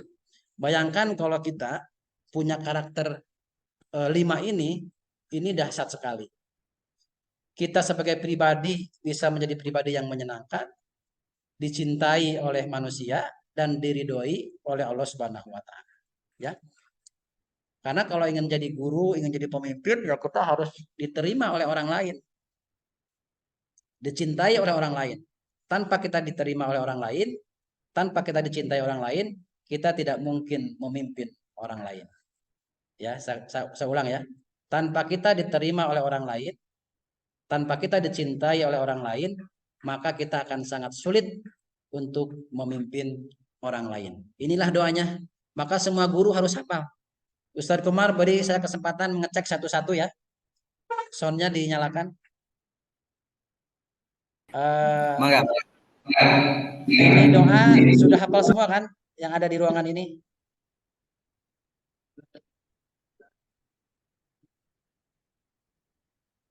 Rabbi auzi'ni an ashkura ni'mataka allati an'amta alayya wa ala walidayya wa an a'mala sholihan tardahu wa aslih li fi dzurriyyati inni tubtu ilaika wa inni minal muslimin. Ini tugas ya, tugas dari saya. Semua guru harus hafal doa ini, kemudian belajar mendawamkan. Syukur-syukur sudah dilakukan berulang-ulang, ya. Kemudian menjadi kebiasaan kita di waktu pagi, petang, setelah sholat, untuk kemudian mendawamkan doa yang sangat amat penting ini, ya. Doa yang sangat amat penting ini, agar kita diberikan karakter syukur. Orang syukur itu insya Allah qanaah, tidak akan stres, ya. Maka kata Nabi, siapakah orang kaya itu? Nabi tidak menyebutkan rupiah ya. Orang kaya itu adalah, karena kalau rupiah, saya pernah ikut sama orang yang punya mobil mewah Alphard. Ternyata dia gelisah. Dia rumahnya bagus ya. Kemudian tanahnya banyak. Kemudian istrinya cantik. Tapi dia nggak bisa menikmati hidup. Ternyata rupiah yang dia punyai sama sekali tidak membahagiakan. Seharusnya yang namanya kekayaan itu bisa membahagiakan. Apa kata Nabi yang disebut dengan kekayaan itu? Kata Nabi adalah an-nafs. Inilah kekayaan, syukur, amal soleh, kebaikan yang taubat, berserah diri. Orang yang punya karakter seperti ini, punya uang dan tidak punya uang, dia senantiasa akan mudah untuk bahagia, akan tenang dalam kehidupan. Diberikan masalah apapun dalam kehidupannya, dia akan bersyukur dan beristighfar. Semua baik dari Allah Subhanahu wa taala. Tidak ada yang buruk dari Allah. Kemudian jika pun ada musibah, dia yakin pasti bisa ditolong oleh Allah Subhanahu wa taala, pasti bisa menjadi pengukur dosa, dan pasti sudah diukur oleh Allah Subhanahu wa taala, sehingga tidak mungkin kita stres dalam menghadapi ujian ini. Karena tidak mungkin Allah memberikan beban kepada kita kecuali sesuai dengan kemampuan kita. Kecuali kemauan. Kalau kemauan belum tentu semua orang mau. Mau nggak kita menjadi guru punya karakter seperti ini? Nah, itu pilihan. Mau nggak kita menghangatkan suasana di MDF ini seperti ini? Mau nggak kita menghangatkan suasana budaya di MDF seperti ini? Doa-doa seperti ini itu harus kemudian dioperasionalkan dalam kehidupan organisasi, dalam kehidupan sehari-hari di pesantren. Mau nggak kita mau menjadi pribadi seperti ini?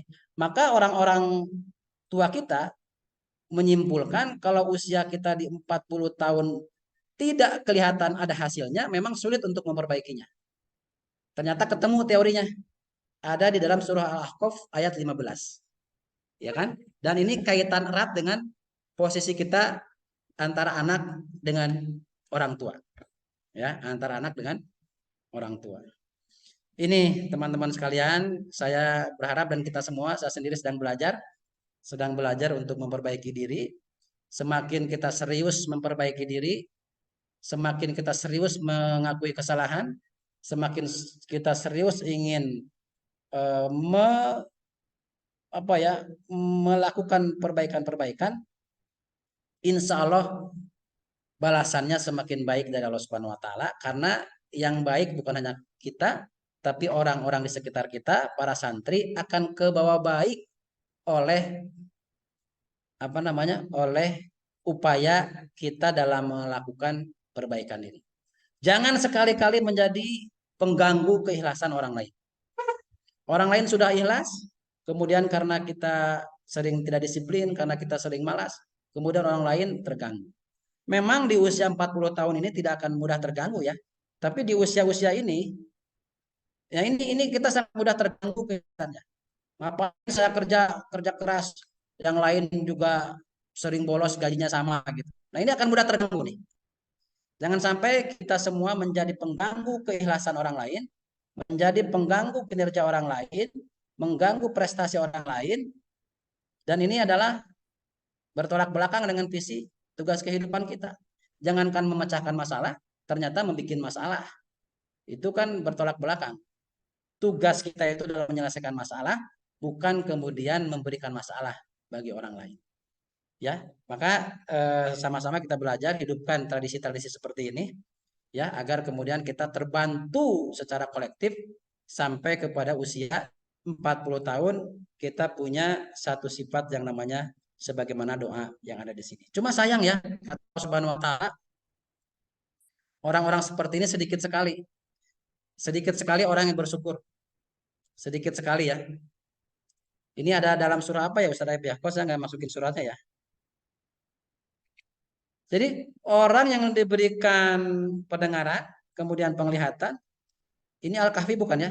Hati nurani, itu sangat sedikit yang bersyukur. Yang mengucapkan Alhamdulillah itu sedikit. Yang mau memperbaiki diri sedikit, memperbaiki diri. Yang mau saling mengingatkan sangat sedikit. Yang mau bekerja keras, memperbaiki diri, ingin disiplin, ingin semakin dekat dengan Allah, ingin semakin baik ibadahnya, ini sangat sedikit. Begitu teorinya. Ini kalau nggak salah, qalilan matashkurun. Ini surah apa Ustaz Aib?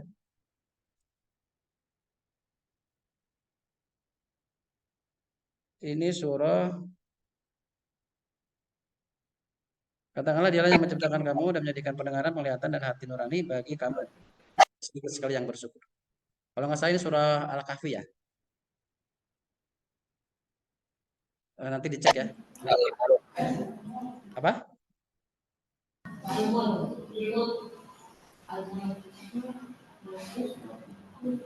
Ya nanti dicek ya. Ini surah apa? Kelewat nih ininya apa namanya?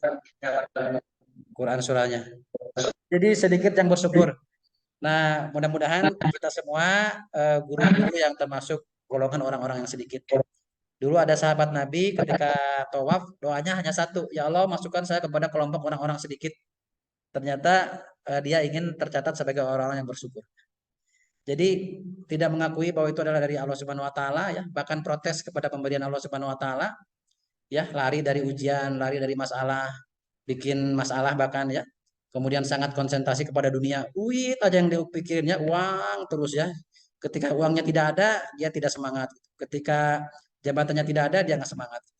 Ini semuanya adalah orientasi dunia. Dan kata Allah Subhanahu Wa Taala, orang yang orientasinya dunia itu adalah orang kafir. Nah, itu.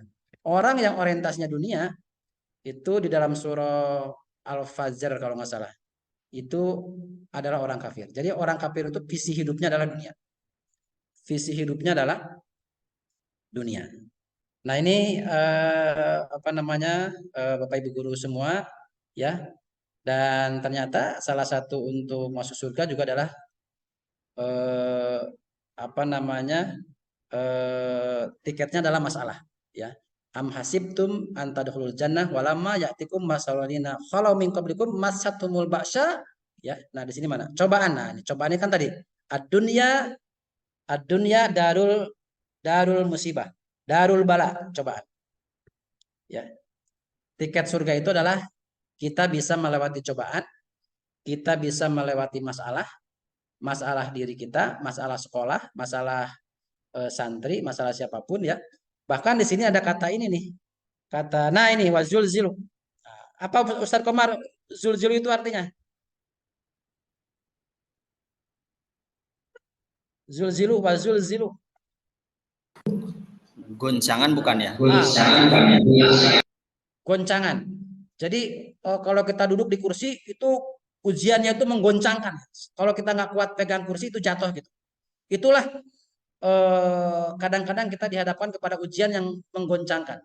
Ya, masat humul baksa wadarra'u wazulzilu. Nah, wazulzilu dengan masalah yang sangat dahsyat, dengan masalah yang sangat luar biasa. Ya, sebagaimana masalah yang dihadapi oleh para nabi. Ya, para nabi, para orang-orang solih.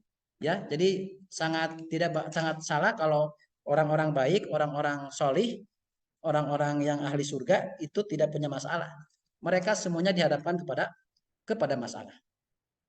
Maka bagi orang-orang yang memandang masalah itu dari segi keimanannya, ma asoba min musibatin illa biidnillah wa may yu'min billah yahdi qalbah. Nah, ini kata kuncinya. Wa may yu'min billah yahdi qalbah. Barang siapa yang diberikan musibah, ujian, masalah, kemudian dia yakin itu adalah semua atas izin Allah Subhanahu wa taala, kemudian dia bersabar dan memandangnya dari sisi keimanan, maka Allah akan memberikan petunjuk. Nah, ini.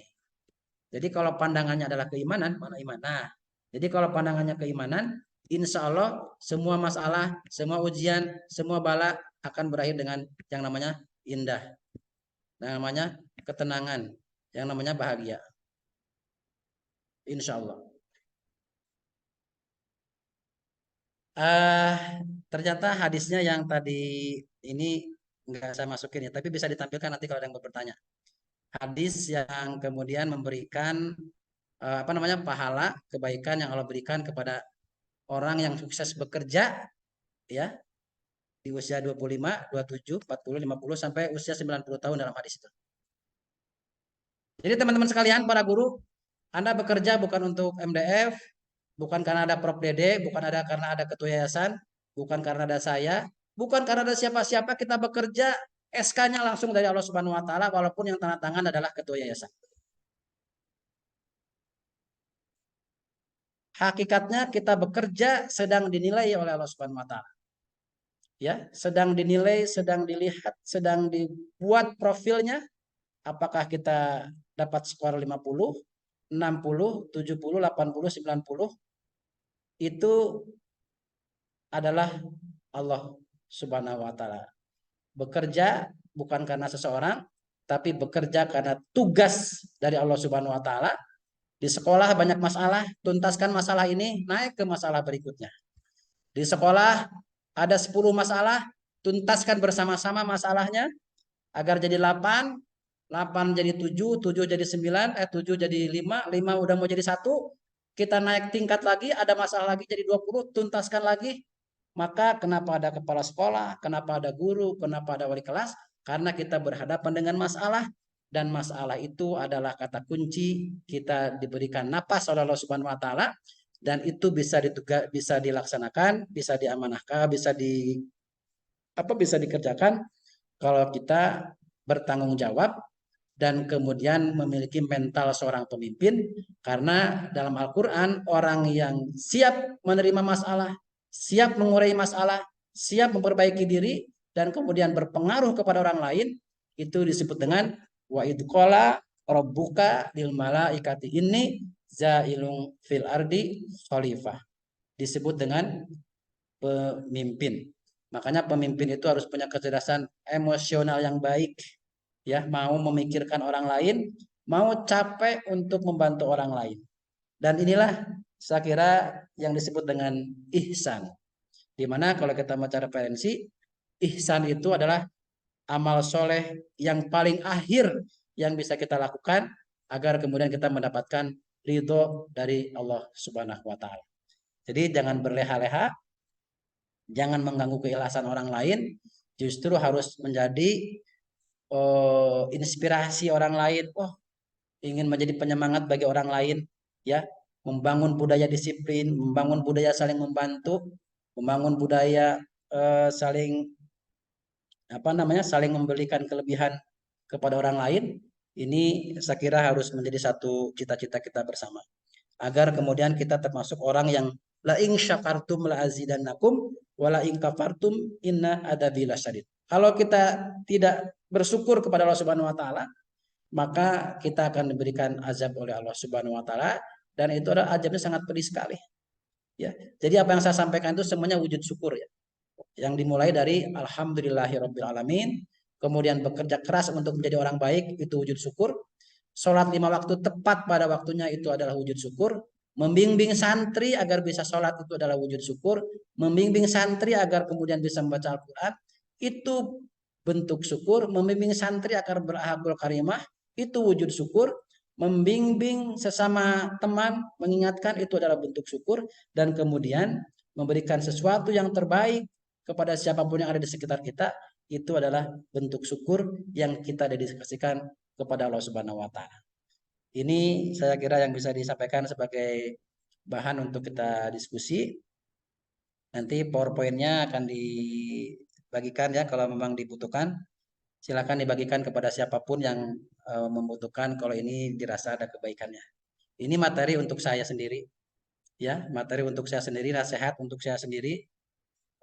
Begitu tergopoh-gopoh kita ingin menjadi orang baik, begitu jatuh bangun kita menjadi orang baik, paling tidak ilmunya kita tahu dulu. Prosesnya memang tidak semudah yang kita bayangkan, butuh saling menasehati, ya, jatuh perbaiki lagi, jatuh perbaiki lagi. Dan harapannya ketika teman-teman semua sampai kepada 40 tahun itu sudah bisa dirasakan hasilnya, lebih tenang, lebih adem, lebih bijak, lebih bahagia, lebih bisa memikirkan orang lain, lebih bisa dirasakan kebaikan kita oleh orang lain, ya.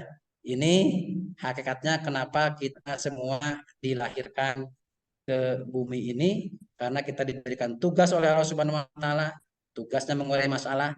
Dan kalau kita amanah, tanggung jawab dengan tugas ini, Allah Subhanahu wa Ta'ala yang kemudian memberikan kebaikan, memberikan uang, memberikan memberikan gaji, ya. Teman-teman tidak harus memikirkan bagaimana caranya. Bisa jadi amal solehnya di MDF, tapi kebaikan yang Allah berikan nanti balasannya bisa dari pintu-pintu yang tidak kita bayangkan, ya. Amal solehnya di MDF, kemudian pintu-pintu yang Allah turunkan, kebaikannya, keberkahannya, rahmat dan karunia-Nya itu bisa dari pintu-pintu di luar MDF, ya. Saya kira ini Ustaz Komar sebagai pengantar, ya.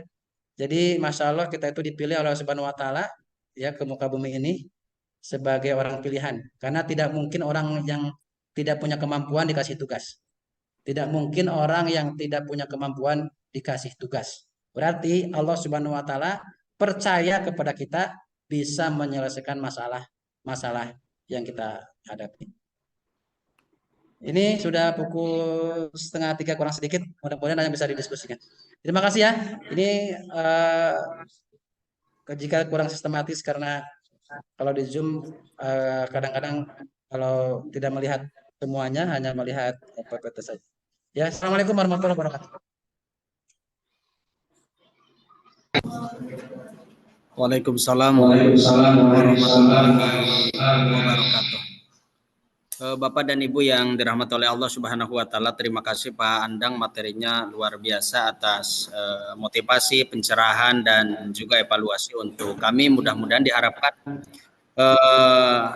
apa yang menjadi harapan dan cita-cita kita kita untuk membesarkan MDF ini Allah hantarkan dan hasilkan. Barangkali punten Ibu pilih aya anu bade didugikan satu acan ke aya mungkin ada beberapa pertanyaan dari Bapak Ibu yang hadir pada kesempatan ini.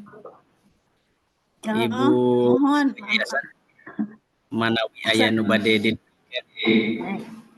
Assalamualaikum warahmatullahi wabarakatuh.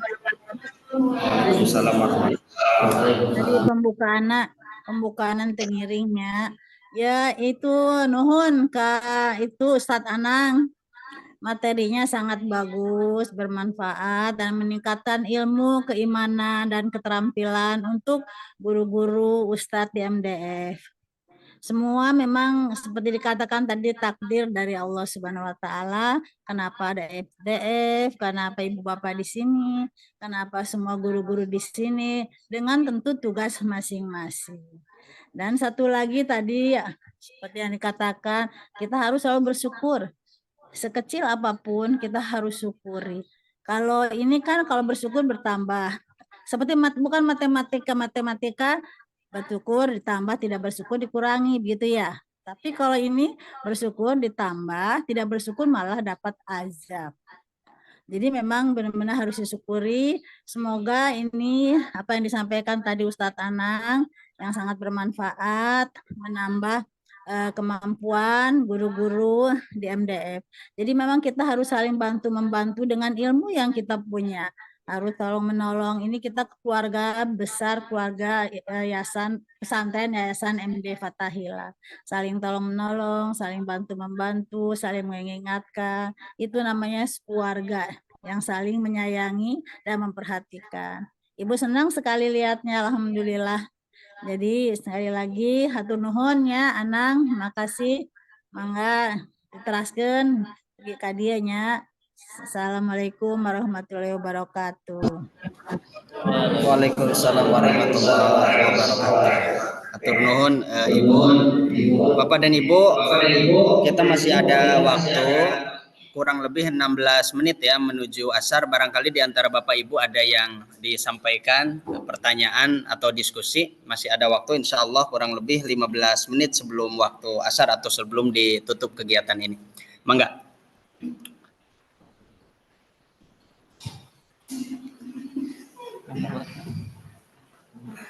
Pak Kepala.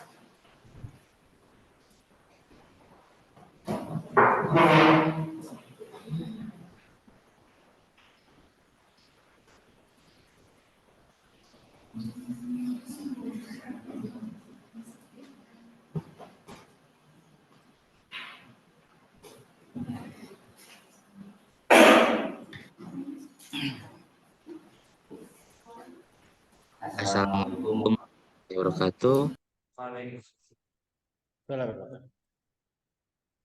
Pak Haji, Damang, Manawi. Alhamdulillah, turun sehat.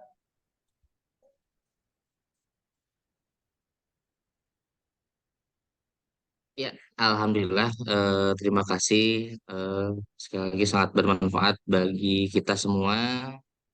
Eh, Kalau kata orang Sunda mungkin pepeling ya, pepeling di mana mengingatkan kita kembali untuk apa namanya, untuk bisa mengintrospeksi diri selama kita menjalankan aktivitas. Ada satu hal yang ingin saya tanyakan Pak Haji. Untuk menyadarkan atau membuat evaluasi itu sebenarnya sangat sulit ya seseorang untuk menyadari kesalahan. Terkadang egosentris dari diri sendiri itu sangat sangat tinggi.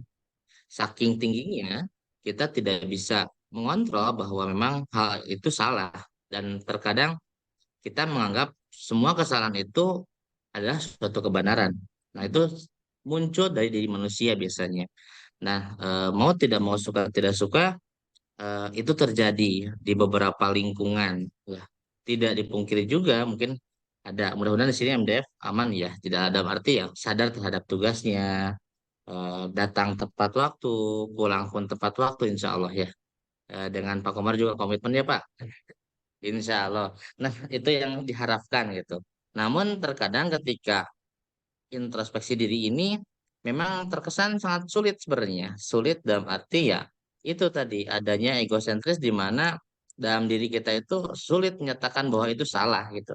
Nah, adakah tips atau misalkan bagaimana sih cara kita untuk bisa, karena memang kalau misalkan orang siapa sih yang mau disalahkan gitu kan, pasti ingin mencari pembenaran. Nah, dalam hal diri sendiri itu ada sih ada kalanya kita bisa bisa apa ya menjadikan opsi tersebut sebagai jalan. Oh iya, saya itu salah, harus memperbaiki diri saya gitu. Karena terkadang banyak juga sadar dengan kesalahannya cukup dengan menangis ya, kemudian meratapi ya, tapi kan tidak cukup dengan meratapi, harus memperbaiki gitu kan. Nah, terkadang hanya meratapi, menangis, kemudian besoknya ya gitu lagi gitu kan. Karena memang ketika bilang sejarah tidak akan pernah terulang, tapi terkadang kita selalu mengulangi gitu kesalahannya itu.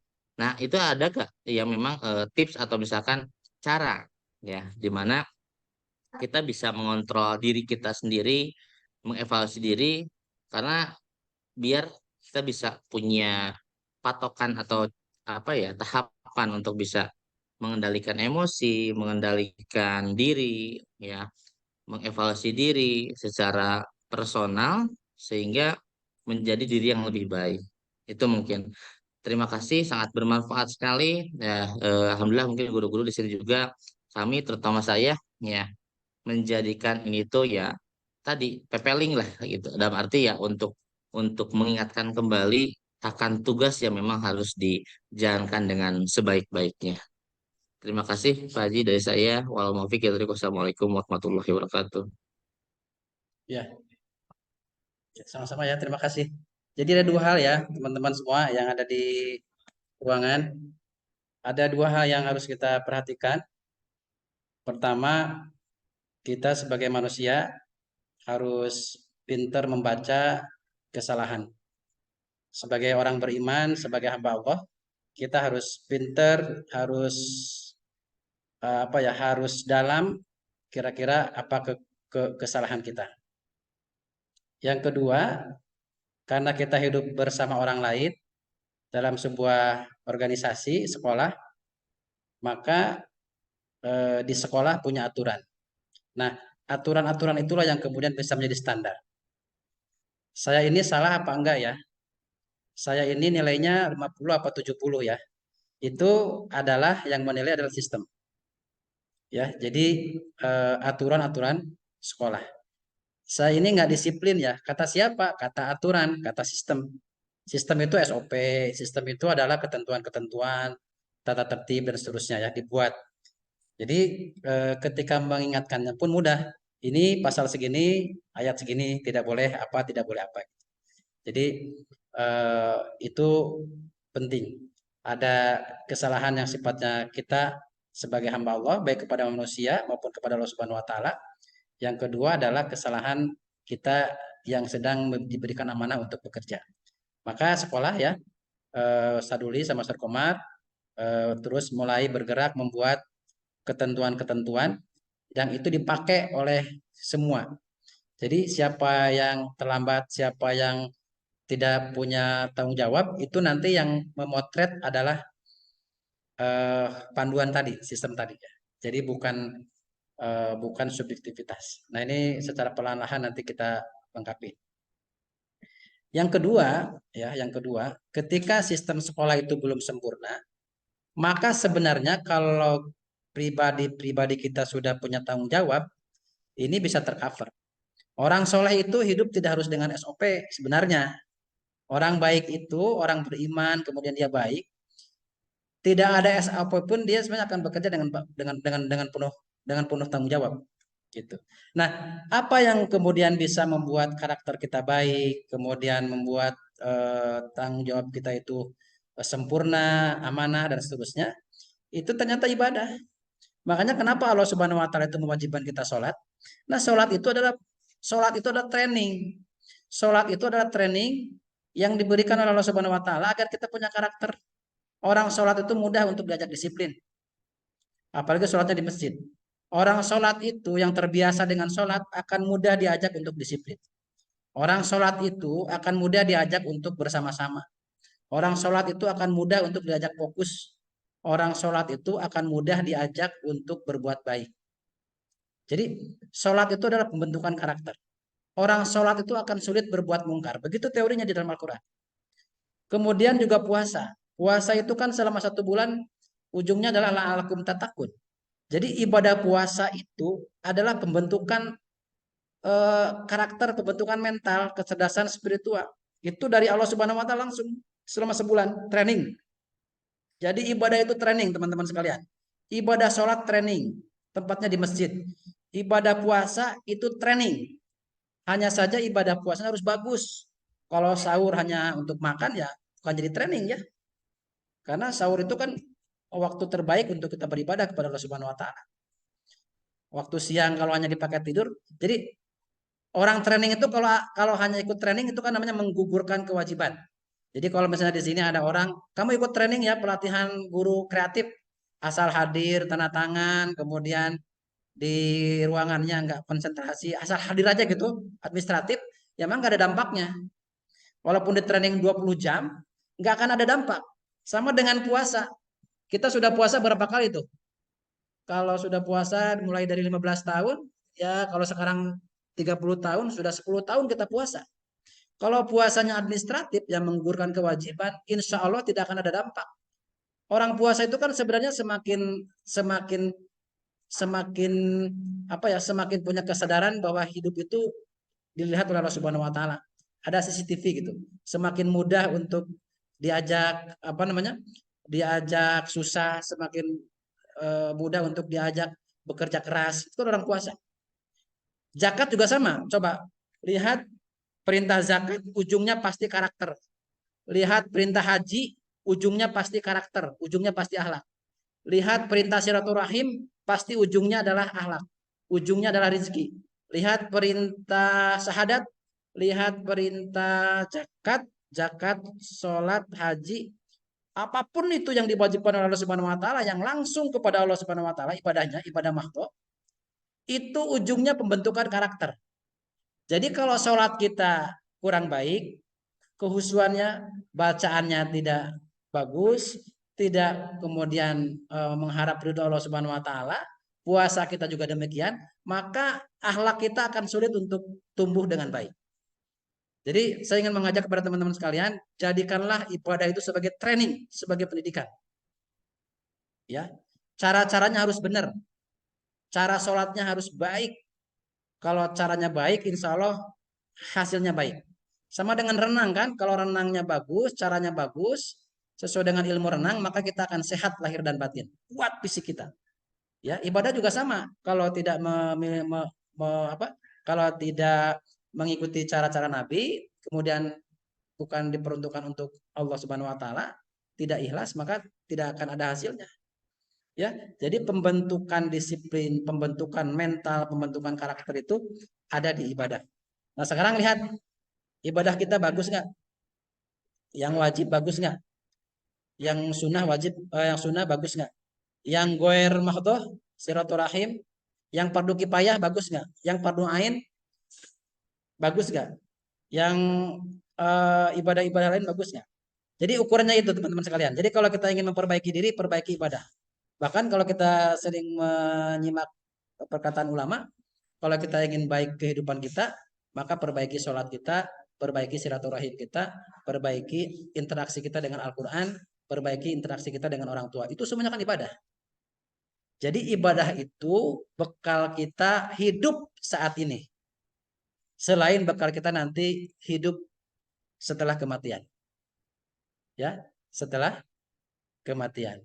Jadi makanya kenapa kepala sekolah itu, kamu sholat berjamaah, bimbing santri, itu dalam rangka pembentukan akhlak. Dan itu tidak tiba-tiba ya Pak Ruli ya.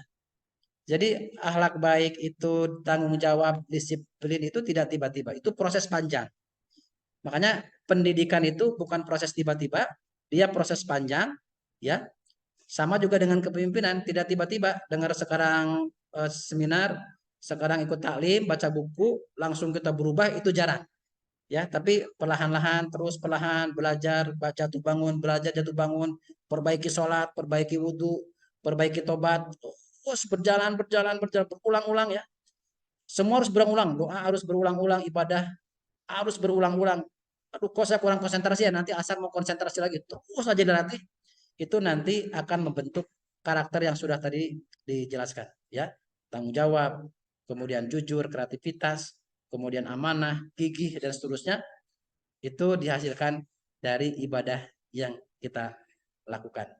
Boleh nanti dicek ya, perintah saum ujungnya akhlak, perintah zakat akhlak, perintah sholat akhlak, perintah ibadah-ibadah yang lain ujungnya adalah pembentukan karakter, pembentukan moral. Ya, maka wajibkan sholat berjamaah, apalagi membimbing. Jadi saya sangat senang tuh kalau para guru ada di sekolah, jangan leha-leha ya, santri kemana, guru kemana gitu, responsif.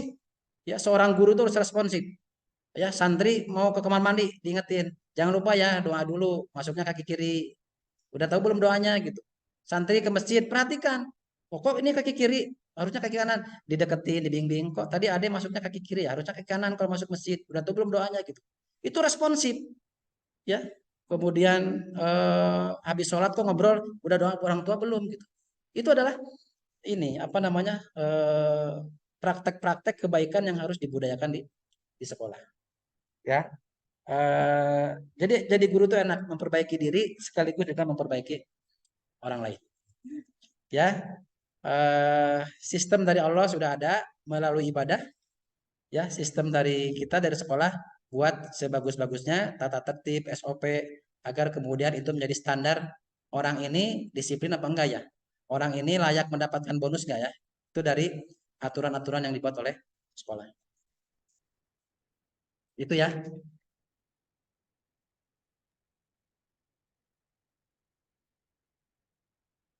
Hatur nuhun Pak Haji. Mangga kan sanes Manawi. Mohon maaf ini ya, karena tos mepet kana asar, barangkali mungkin diskusinya bisa dilanjutkan di lain waktu dan kesempatan kira-kira. Ya, boleh. Barangkali pada kesempatan ini pula hadir pengawas pesantren Bapak Haji Asep Yusuf Bunyamin SEMM. Mangga Pak Haji manawi aya anu didugikeun.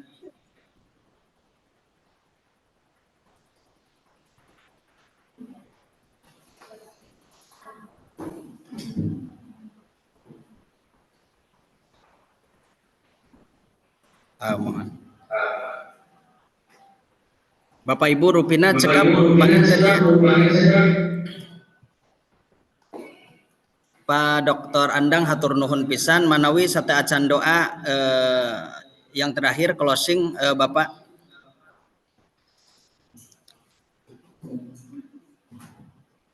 Ya.